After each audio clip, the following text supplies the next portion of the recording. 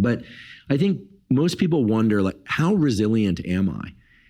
And they can look to experiences that they've survived and say, I made it through, or I'm resilient or not. But is there a way that, like, we can, certainly that we can train it by doing hard things, cold showers, this kind of thing, are like small examples of those. But do you think it's even an important question to ask? And if it is, how does one go about thinking, like, like, how resilient am I? Should we put ourselves into situations of discomfort just to test that? Because I will say, I think a lot of people look to SEAL teams and team guys in particular as kind of a calibration point of, like, okay, they know how to do hard things. They were selected for the ability to carry logs and get into cold water over and over and roll in the sand and go without sleep for a week or so. But that's probably not what they were doing when they were on deployments. It's clearly a pressure test for something else.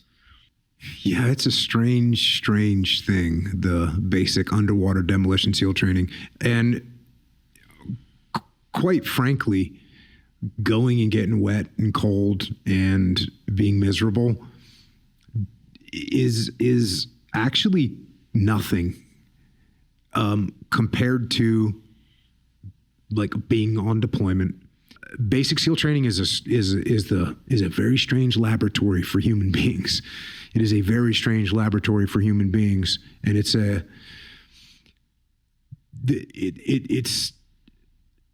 kind of crazy the way it works. It's obviously extremely difficult, but there's no, like, I wouldn't put money.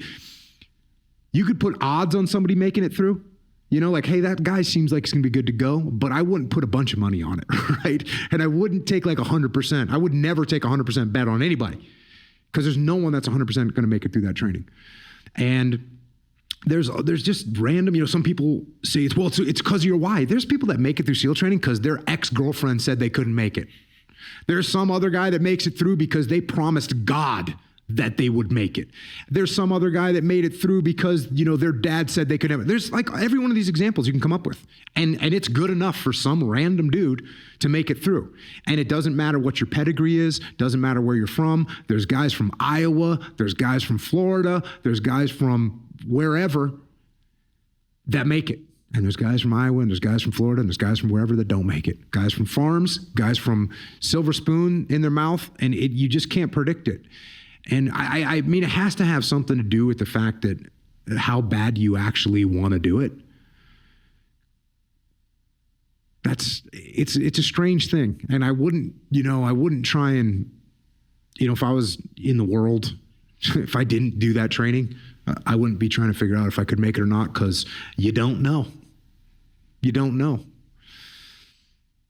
It's a very strange thing. And it's so mythical almost right now, right? It's mythical that how hard it is.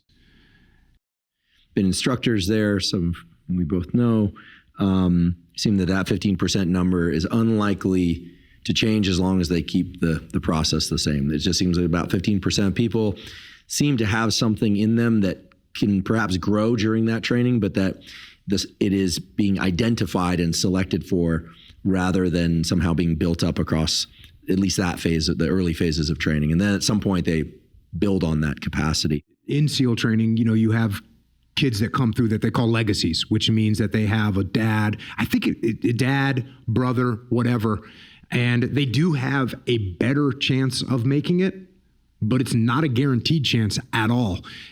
And, my personal opinion is, like, I think a legacy kid would have a better chance of making it just due to the Thanksgiving dinner that you're going to have to go through for the rest of your life with your family. If you don't. Yeah, if you're even invited, which you might be on your own.